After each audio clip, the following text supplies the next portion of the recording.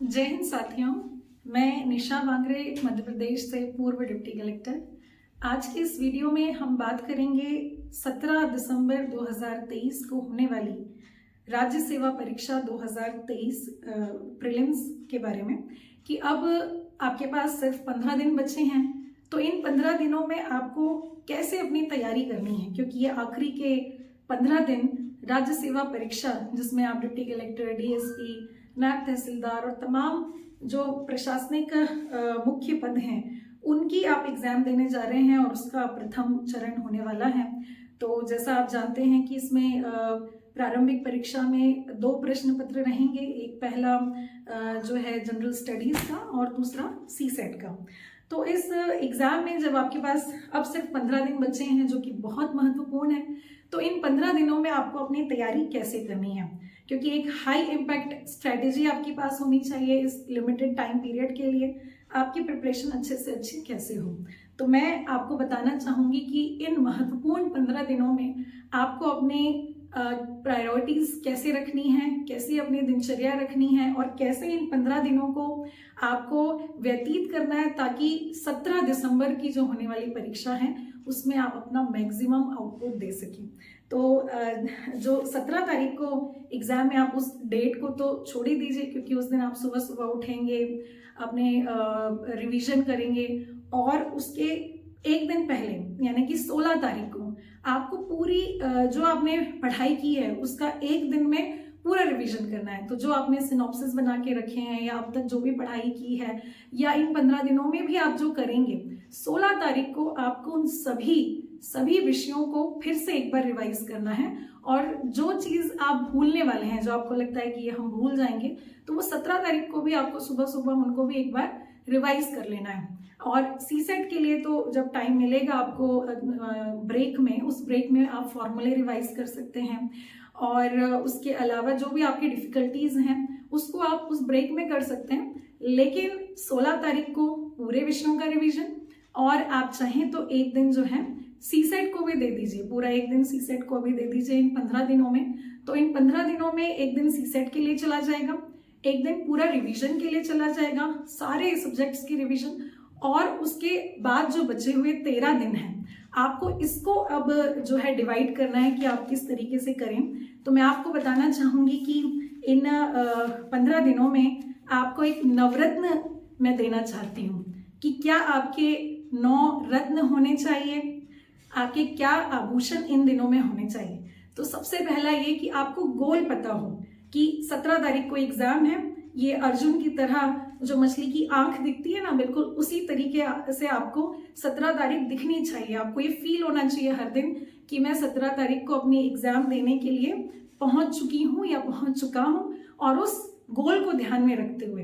तो जो आपका पहला रत्न है जो आपको हमेशा अपने दिमाग में रखना है कि गोल 17 तारीख का आपका गोल कि हमें एग्जाम देना है। तो सबसे पहला ये कि आपको अपना लक्ष्य दिखना चाहिए कि हम ये क्यों एग्जाम देने जा रहे हैं, आपको अपना मालूम होना चाहिए कि हम इससे क्या प्राप्त करने जा रहे हैं।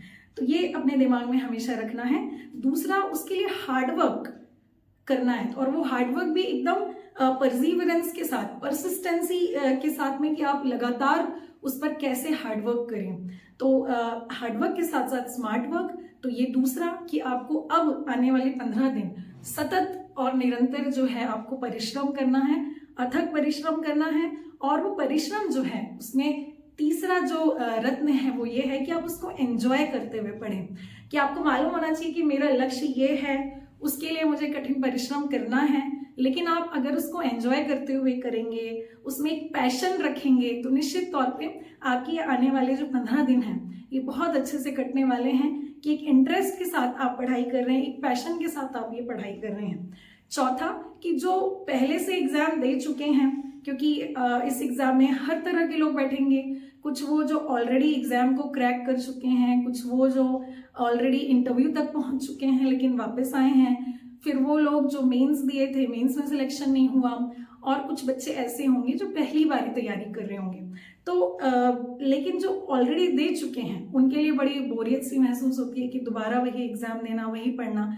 लेकिन आपके अंदर चौथा गुण यानी कि रेजिलियंस होना बहुत जरूरी है कि हमें कम बैक स्पिरिट, कि हम वापस से वही पढ़ाई करें, उसी को प्रयास करें, वही कोशिश करें। तो वो वाली जो स्पिरिट है ना कि कोशिश करने वालों की कभी हार नहीं होती, तो वो आपके अंदर होना चाहिए कि हमारे फेलियर से लर्न करके हम ये जो आने वाली 17 दिसंबर है उसमें हम कैसे पढ़ाई करें कि हमारी पुरानी जो कमियां रही हैं उसको दूर करते हुए हमारे अंदर एक रेजिलियंस होना चाहिए। ये आपका चौथा गुण था। पांचवा गुण जो बहुत इंपॉर्टेंट है कि टाइम मैनेजमेंट। आपको ये 15 दिन कैसे व्यतीत करने हैं कि आप इस एग्जाम को क्रैक कर सकें, तो उसको हम डिटेल में अभी बात करेंगे कि आपको अपने टॉपिक्स को प्रायोरिटाइज करने होंगे। उसमें अभी मैं आगे आपको डिटेल में बताऊंगी कि आप टॉपिक्स को कैसे प्रायोरिटाइज करेंगे और उसको डेडलाइंस के साथ सेट करेंगे कि हमें एक दिन में ये टॉपिक खत्म करना है, एक दिन में हमें कितने सब्जेक्ट्स करने हैं, ये डेडलाइन आपको बनाना पड़ेगा और उसके साथ फोकस्ड रहना पड़ेगा। तो ये पांचवा आपका गुण होना चाहिए टाइम मैनेजमेंट का। उसके बाद छठवां सेल्फ डिसिप्लिन, कि जो आप टारगेट सेट करेंगे, जो आप टॉपिक्स को डिसाइड करेंगे, उस पर ट्रैक पे रहना बहुत जरूरी है कि हमारा ये 17 दिसंबर का गोल है। उसके लिए हमने हर दिन अपनी टाइम टेबल इस तरीके से बनाई है इन 15 दिनों की, तो उसको सेल्फ डिसिप्लिन के साथ पूरा करना बहुत जरूरी है। ये आपका छठवां गुण था, सेल्फ डिसिप्लिन। सातवां आपका जो रत्न आपका गुण होना चाहिए वो सेल्फ मोटिवेशन। आपको मालूम होना चाहिए कि ये परीक्षा हम क्यों देने जा रहे हैं और इस परीक्षा को हम क्रैक कर सकते हैं। Yes, I can do it. क्योंकि जितने भी टॉपर्स होते हैं या जिनके भी सिलेक्शंस होते हैं उनको ऐसा लगता है कि हमारा सिलेक्शन नहीं होगा, और उन्हीं में से आप हैं। आप अच्छे से तैयारी करेंगे, अपने ट्रैक पे रहेंगे, अपने गोल को आप बिल्कुल अर्जुन की तरह देख पाएंगे, तो आप सेल्फ मोटिवेटेड भी रहेंगे, आपका माइंडसेट पॉजिटिव रहेगा और आप अपनी एबिलिटीज पे बिलीव करते हुए आपको पॉजिटिव रहते हुए इन 15 दिनों को बिताना है। तो सेल्फ मोटिवेशन बहुत जरूरी है। कई लोग आपको जो है डीमोटिवेट करेंगे कि आपके कोई भी सर्कल में हो सकता है, तो ऐसे लोगों से आप दूर रहें और हमेशा सेल्फ मोटिवेशन के साथ में इस पढ़ाई को पूरा करेंगे। तो ये आपका सातवां गुण था, सेल्फ मोटिवेटेड रहना। आठवां कि आपको थोड़ा स्पिरिचुअल रहना पड़ेगा, बी स्पिरिचुअल। जैसे कि स्पिरिचुअल कहने का मतलब है हम योग की बात करते हैं। योग एक दूसरे से जोड़ना, प्रेम, करुणा, सद्भाव, सौहार्द, योग करना जिससे हम खुद भी हेल्दी रहें, अपनी रिलैक्सेशन टेक्निक्स, क्योंकि इस समय बहुत हम लोग जो हैं रिलैक्स नहीं रह पाते हैं, तो कोई मेडिटेशन कर सकता है, कोई योगा कर सकता है, डेली आप स्ट्रेचिंग करिए, आप फिजिकली भी फिट रहेंगे। तो ये जो स्पिरिचुअल होना यानी खुद के लिए भी पॉजिटिव सोचना और दूसरों के लिए भी हम्बल रहना, दूसरों के लिए भी प्रेम रहना, ये एक बहुत बड़ा गुण है जो एक प्रशासनिक अधिकारी में होना चाहिए। कई बार इसकी कमी देखी जाती है कि वो एम्पैथेटिक नहीं होते हैं, हम्बल नहीं होते हैं। इसीलिए मेरे प्यारे दोस्तों, आप लोगों को हमेशा जो है एक स्पिरिचुअल भाव से, जो इंडिया में हमारा एक बड़ा अच्छा गुण हमारे संस्कृति में रहा है, तो आपको स्पिरिचुअल होना जरूरी है और ये आपको इंटरव्यू तक काम आएगा। जब हम इंटरव्यू देने जाते हैं तो बड़ी हमें जो है अनकंफर्टेबल फील होता है, बाहर बैठकर, उस रूम के बाहर बैठकर बहुत डर लगता है। लेकिन जब आप ये सब रिलैक्सेशन टेक्निक्स जानते हैं, ब्रीदिंग टेक्निक्स, मेडिटेशन टेक्निक्स, तो आपको ये हमेशा के लिए बहुत लाभकारी होगी। और नौवां आपका सबसे महत्वपूर्ण जो गुण होना चाहिए वो है इस एग्जाम के लिए खास तौर पे रिवीजन, कि आपने जो पढ़ लिया है उसको आप जितनी बार रिवाइज करेंगे, जितनी बार उसको देखेंगे, उतना ही अच्छा आपके इस एग्जाम के लिए होगा। और रिवीजन ही आपकी की टू सक्सेस है। तो ये जो मैंने 9 चीजें आपको बताई है, गोल 17 दिसंबर आपको दिखना चाहिए, महसूस होना चाहिए। दूसरा, उसके लिए हार्ड वर्क करना है, पैशन होना चाहिए। तीसरा, उसके लिए पैशन रह करके हमें चौथा रेजिलिएंट होना पड़ेगा कि हम अपनी पुरानी गलतियों से सीख रहे हैं। पांचवा, टाइम मैनेज करके चलना है। छठवां, सेल्फ डिसिप्लिन रहना है। सातवां, सेल्फ मोटिवेटेड रहना है। आठवां, हमें स्पिरिचुअल रहना है, हम्बल रहना है। और नौवां, इसका रिवीजन करना है। तो अब ये जो मैंने आप लोगों को 9 चीजें बताई हैं उसको ध्यान में रखते हुए अब हमें क्या करना है, इन दिनों में अपने जो टाइम मैनेजमेंट है वो किस तरीके से करनी है। देखिए, आप अपने टॉपिक्स को प्रायोरिटाइज कर दीजिए। जो भी आपकी दिनचर्या होगी, कोई 6 बजे उठता होगा, कोई 10 बजे उठता होगा, कोई 9 बजे उठता होगा, उससे कोई मतलब नहीं, फर्क नहीं पड़ता। आप अपने टॉपिक्स को प्रायोरिटाइज करिए कि हम इन दिनों में, यानी इन 15 दिनों में, जिसमें से एक दिन हमने सी सेट को दे दिया, एक दिन पूरा हमने होल रिवीजन के लिए दे दिया, अब बचे हुए 13 दिन में हमें कैसे अपने सब्जेक्ट्स को डिवाइड करना है। तो प्रीलिम्स के लिए, प्रीलिम्स की तो जनरल स्टडीज है, उसके लिए आपके पास 10 यूनिट्स हैं। तो इन 10 यूनिट्स को अपने हिसाब से आपको डिवाइड करना है कि एक दिन में हम कितना पढ़ पाएंगे। जैसे मैंने जब इस सिलेबस को देखा तो मुझे ये समझ में आया कि कुछ यूनिट्स को हम एक दिन में कवर कर सकते हैं, जैसे साइंस एंड टेक्नोलॉजी और इंफॉर्मेशन एंड कम्युनिकेशन टेक्नोलॉजी को हम एक दिन में कवर कर सकते हैं।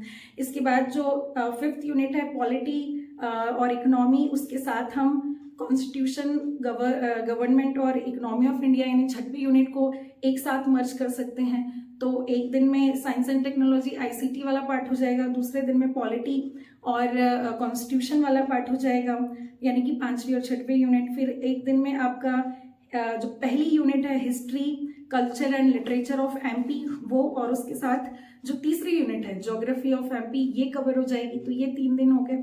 उसके अलावा आप एक दिन जो है पूरा इंडियन ज्योग्राफी को दे सकते हैं, किसी को ज़्यादा समय भी लग सकता है।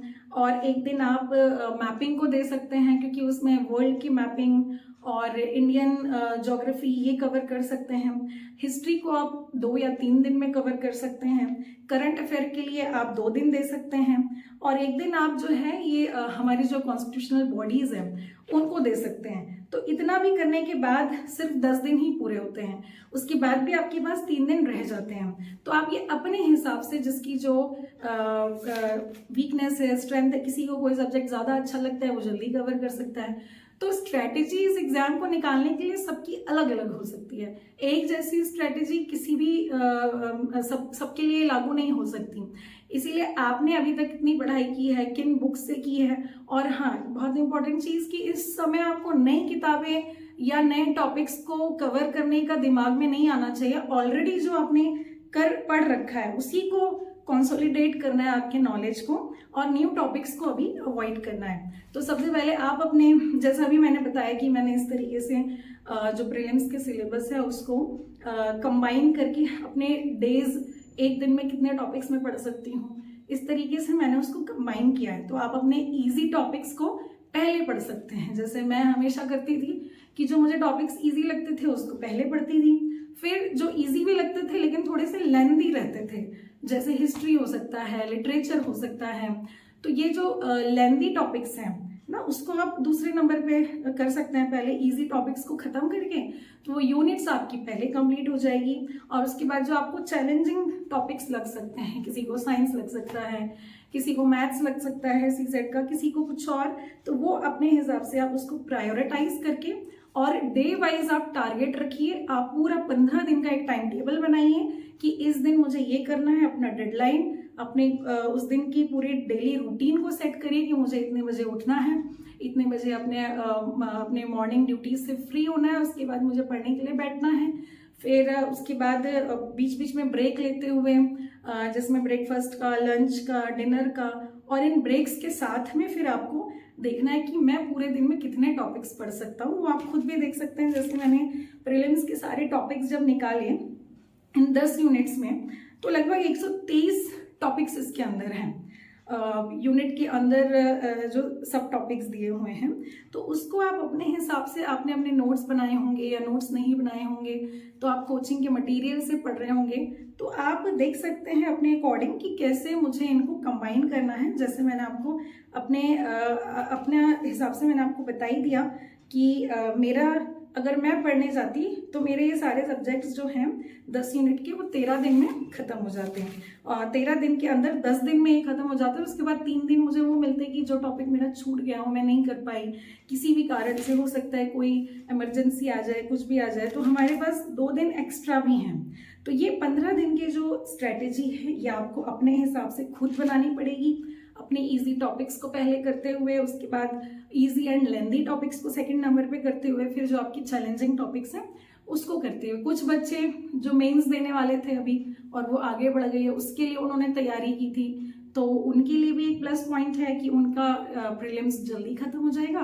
प्रीलिम्स की पढ़ाई उन्होंने अपने नोट्स बना रखे होंगे, तो उनके लिए ये है कि आप अपने नोट्स को पढ़ लीजिए और उसके बाद जितना समय बचता है तो मेंस के लिए भी आप डिटेल स्टडी कर सकते हैं। लेकिन जो बच्चे प्रीलिम्स दे रहे हैं, पहली बार दे रहे हैं, उन्होंने भी अपनी कुछ बुक्स डिसाइड करके रखी होगी कि हमें इन 2 बुक से पढ़ना है या इन 3 बुक से पढ़ना है, तो उसी को जो आपने ऑलरेडी पढ़ रखा है उसी को रिवाइज करिए। पढ़ते टाइम आप कुछ इंपॉर्टेंट चीज़ को अंडरलाइन कर सकते हैं, हाईलाइट कर सकते हैं, ताकि अंतिम के जो 2 दिन होते हैं जिसमें हम फाइनल रिवीजन करते हैं तो उसमें आपको एक एक लाइन, एक एक वर्ड ना पढ़ना पड़े, बल्कि आप उस हाईलाइटेड पार्ट को देखें। और उस समय इतना जल्दी होती है कि क्विक रिवीजन हमें करना होता है, तो उसमें आपने अगर कोई माइंड मैप्स बना रखे हों, किसी ने सिनॉप्सिस बना रखे हों, तो वो एंड में बहुत काम आते हैं। और जिसने नहीं भी बनाए हैं तो चिंता करने की कोई बात नहीं है। मैं भी पहली बार जब मैंने दिया था तो नहीं बना पाई थी, लेकिन फिर भी सिलेक्शन हुआ क्योंकि हम हाईलाइट करके या अंडरलाइन करके उसको रखा हुआ था। तो आप सब्जेक्ट वाइज और उसके टॉपिक वाइज क्विक रिवीजन का अब ये टाइम है। आप सब ने बहुत अच्छे से पढ़ाई की होगी, मैं उम्मीद करती हूँ, और बिल्कुल भी घबराने की, डरने की बात नहीं है। जिन भी किताबों से आपने पढ़ाई की है, हमने 2016-17 में पढ़ाई की थी, तब किताबें दूसरी थी। आजकल बच्चे जो हैं परीक्षा धाम, तथ्य धाम और कोचिंग के जो भी नोट्स आप पढ़ रहे हैं या जो भी न्यूज़पेपर पढ़ रहे हैं, एग्जाम पीडीएफ, ये सब आजकल आप पढ़ रहे हैं, तो जो भी आपने डिसाइड किए हैं उन्हीं को आप अच्छे से रिवाइज करिए। और जीएस के लिए लूसेंट बहुत अच्छे से पढ़ लीजिए, क्योंकि लूसेंट से कई बार डायरेक्ट क्वेश्चन आते हैं। कंप्यूटर के लिए भी जो भी हमने बुक्स बताई उनमें से कवर हो जाएंगे, और करंट अफेयर के लिए भी यही सारी बुक्स जो आपने अभी तक तो पढ़ ही ली होंगी। और आगे के लिए भी आप अपने सेल्फ नोट्स डिस्क्रिप्टिव पार्ट वाले टॉपिक्स के लिए ज़रूर बनाएं, जिसमें मेंस में वो बहुत काम आएंगे। कि हम मेंस जब बैक टू बैक एग्जाम होते हैं, कोई भी गैप नहीं होता है, तो जो सिनॉप्सिस आपने बनाया होता है वो बहुत इम्पॉर्टेंट हो जाते हैं उस टाइम के लिए, कि आपको वो सारे पॉइंट्स जब आप खुद से बनाते हैं तो वो याद भी रहते हैं पॉइंट वाइज, और फिर उसको आप एग्ज़ाम के टाइम पे जो कम समय रहता है तो उसमें बहुत जल्दी हो जाता है। तो इसीलिए आपको बिल्कुल भी अभी भी परेशान होने की ज़रूरत नहीं है। प्रीलिम्स बहुत डिफ़िकल्ट नहीं होता है, इजी होता है। अगर आपने पहले भी पढ़ा है तो भी आप अच्छे से रिवाइज करके जाएंगे, सब हो जाएगा। अपने आप में बस कॉन्फिडेंस रखना है। जैसे मैंने आपको बताया कि 9 रत्न में से जो आपका एक गुण होना चाहिए वो सेल्फ मोटिवेशन, और आपको सेल्फ डिसिप्लिन के साथ सेल्फ कॉन्फिडेंस भी रखना है कि मैं जो पढ़ रही हूँ या पढ़ रहा हूँ, अगर आपने सही में पढ़ा है तो आपको बिल्कुल भरोसा होना चाहिए कि मैं सही डायरेक्शन में पढ़ रही हूँ। और अभी तक आपने बहुत अच्छे से प्रीवियस ईयर क्वेश्चंस को भी देखे होंगे, उसमें भी जो क्वेश्चंस रहे हैं उस के अकॉर्डिंग आप देख रहे होंगे कि बहुत ज़्यादा डिफ़िकल्ट क्वेश्चंस नहीं होते हैं। और आपको सिलेबस जो है वो मेंस के लिए बहुत इंपॉर्टेंट है कि सिलेबस के एक एक टॉपिक पे आपको आना चाहिए उसके बारे में। और प्रीलिम्स में तो बुक्स जो आती हैं बहुत डायरेक्ट बताते हैं कि ये आपको पढ़ना है। बहुत क्रिस्प और कॉन्साइज आजकल नोट्स वाली बुक्स आने लगी हैं। अगर आपने उनको पढ़ भी लिया है तो कोई दिक्कत नहीं है, एग्जाम पैटर्न आपने देख लिया है, स्टडी मटेरियल आपके पास है, आप सिलेबस से वाकिफ हैं। अब आपको अपना सिर्फ स्टडी प्लान अच्छे से बनाना है कि कैसे आपको इन 15 दिनों को बहुत अच्छे से यूटिलाइज करना है, ताकि जब हम 17 तारीख को 10 बजे वहाँ पर बैठें एग्ज़ाम देने के लिए तो आपको बिल्कुल भी घबराहट ना हो, और बहुत अच्छे से आप बहुत शांत दिमाग से जो है इस परीक्षा को दे पाएंगे, अगर आप इन 15 दिनों को बहुत अच्छे से यूटिलाइज कर पाएंगे। तो जैसे ये सिलेबस के हिसाब से आप देख लीजिए कि आपको कौन से जो टॉपिक्स हैं वो आप एक दिन में कवर कर सकते हैं। आप पूरा स्टडी प्लान बनाइए अपने हिसाब से। मैंने अपना स्टडी प्लान जो है वो मैंने बता दिया कि अगर मैं एग्ज़ाम दे रही होती तो फिर यूनिट 7 और यूनिट 9 को मैं एक दिन में पढ़ लेती, यूनिट 5 और यूनिट 6 को एक दिन में पढ़ लेती, यूनिट 1 और यूनिट 3 को एक दिन में पढ़ लेती, यूनिट 4 में 2 दिन लगते हैं, यूनिट 2 में 2 दिन लग जाते, और यूनिट 8 में भी 2 दिन लग जाते करंट अफेयर्स में। और इसके अलावा जो यूनिट 10 है कॉन्स्टिट्यूशनल बॉडीज़ वाला, उसमें एक दिन आपको अच्छे से देना पड़ेगा, क्योंकि उसके आपने देखे होंगे कि अच्छे खासे क्वेश्चंस आते हैं। तो इसीलिए आपको भी इस तरीके से अपना ये जो 13 दिन हैं इनको स्प्लिट करना है अपने सब्जेक्ट्स में कि क्या हम पढ़ें एक दिन में। पूरा ऐसे टारगेट आप बना लीजिए, तो निश्चित तौर पे आपको कोई डिफ़िकल्टी नहीं होगी। पुराने पेपर्स आपने देख लिए कि जो पिलर्स हमारे बहुत इंपॉर्टेंट सब्जेक्ट्स होते हैं उसमें पॉलिटी सबसे इम्पॉर्टेंट है, जिसके क्वेश्चंस आपने देखे होंगे ज़्यादा आते हैं। उसके अलावा ज्योग्राफी में सारी इंडियन अपनी एमपी की वर्ल्ड की ज्योग्राफी मैपिंग करना बहुत इम्पॉर्टेंट है एटलस के साथ में, तो वो आपने देखा होगा। उसके अलावा हिस्ट्री भी बहुत इम्पॉर्टेंट है, हिस्ट्री मध्य प्रदेश की भी, इंडियन हिस्ट्री भी, और मध्य प्रदेश का कल्चर, आर्ट, लिटरेचर सब उससे जुड़ा हुआ है, तो बहुत इम्पॉर्टेंट है वो। उसके अलावा करंट अफेयर से भी 8-10 क्वेश्चंस आते ही हैं, वो आपने बुक्स पढ़ रखी हैं। साइंस बहुत इम्पॉर्टेंट है, और उसके अलावा कंप्यूटर के भी क्वेश्चन आने ही हैं, वो फिक्स हैं। कॉन्स्टिट्यूशनल बॉडीज़ के आने हैं, वो बिल्कुल फिक्स हैं। इकोनॉमिक्स के कम क्वेश्चन आते हैं, लेकिन कुछ नहीं कह सकते, पीएससी है, कैसे भी क्वेश्चंस वो बना सकते हैं। तो इस हिसाब से ये जो 4 इम्पॉर्टेंट पिलर्स हैं इस एग्ज़ाम प्रीलिम्स के लिए और मेंस के लिए भी बहुत इम्पॉर्टेंट होते हैं, पॉलिटी, ज्योग्राफी, हिस्ट्री, और इसमें हमारे लिए इकोनॉमिक्स कम है, लेकिन करंट अफेयर्स जिसमें साइंस एंड टेक और करंट अफेयर हमारी मध्य प्रदेश का, ये सब बहुत इम्पॉर्टेंट टॉपिक्स हैं जिसको आपको कवर करना है। तो बिल्कुल भी घबराने की बात नहीं है, अभी भी जो समय बचा है उसमें आप अपना बिल्कुल ध्यान केंद्रित करके आपको हाई इम्पैक्ट स्ट्रेटेजी ऐसी बनानी है कि आपके जो ऑलरेडी आपने पढ़ा हुआ है उसी को आपको कैसे कंसोलिडेट करना है, अपने आप को स्ट्रेंथन करना है उन बुक्स के साथ में। और प्रीवियस ईयर्स के क्वेश्चंस आपने देख ही लिए हैं कि कोई बहुत ज़्यादा डिफ़िकल्टी इनमें होती नहीं है। तो ये जो 15 दिन हैं, मैं उम्मीद करती हूँ कि आप बहुत मोटिवेशन के साथ, डिसिप्लिन के साथ, हार्डवर्क के साथ, पैशन के साथ और अपने रिवीजन जो सबसे इम्पोर्टेंट है उस पार्ट को आप पूरा करेंगे। आपको बहुत बहुत मेरी तरफ से शुभकामनाएं। आप सभी को बिल्कुल भी डीमोटिवेटेड होने की ज़रूरत नहीं है, ये सिर्फ एक परीक्षा होती है। जीवन बहुत बड़ा है, एक परीक्षा से ही सब कुछ निर्धारित नहीं हो जाता है ना। सक्सेस का मतलब सिर्फ ये नहीं है कि हम किसी परीक्षा को पास कर लें, लेकिन आपकी लाइफ में एक पर्पस होना चाहिए कि हम किस पर्पस से ये काम कर रहे हैं। वो पर्पस हमारे किसी भी फील्ड में हो सकता है। तो अगर आप इस एग्ज़ाम को क्रैक करते हैं तो बहुत अच्छी बात है, नहीं कर पाते हैं तो उससे भी अच्छी बात है, उससे अच्छा आपके नसीब में होगा आगे आने वाले समय में। लेकिन अपने आप को हमेशा कॉन्फिडेंट रखना है। और अब इसके बाद हम मेंस की भी तैयारी कैसे करनी है मैं उसके बारे में बताऊंगी। प्रीलिम्स में मैं आपको बुक्स अभी इसीलिए नहीं बता रही हूँ क्योंकि कोई नई बुक मैं नहीं बताना चाहती हूँ, जो ऑलरेडी आपने पढ़ रखी है उसी को आप रिवाइज करें। ये मैटर नहीं करता कि हम कहाँ से पढ़ते हैं। एनसीईआरटीज़ पढ़ी हो तो बहुत अच्छी बात है, लेकिन नहीं भी पढ़ी हो तो आपने कोचिंग के नोट्स भी पढ़े हो तो भी कोई बात नहीं। लेकिन मेंस के लिए हम एक अलग स्ट्रेटेजी के साथ चलेंगे। और अब ये तो 15 ही दिन का समय है, आने वाले समय में जब ज़्यादा दिन रहेंगे तो उसकी स्ट्रेटेजी कुछ अलग तरीके से होगी।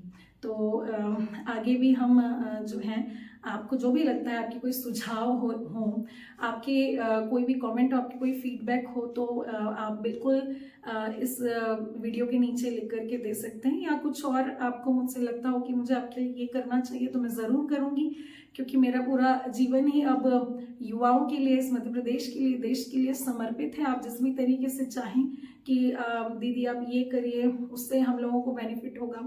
तो आपकी जो जितने भी एग्जाम्स हैं और जितना भी मेरा ज्ञान है वो सब कुछ मैं आपके लिए समर्पित करती हूँ। और आने वाले दिनों में भी हम एक दूसरे के साथ जुड़े रहेंगे। इस मध्य प्रदेश को, इस देश को एक सुनहरा देश और संविधान की जो आत्मा है उसको लागू करने के लिए हम एक दूसरे के साथ जुड़े रहेंगे। और प्रीलिम्स होने के बाद मैं अपने मेंस की तैयारी के लिए भी आपको बताऊंगी।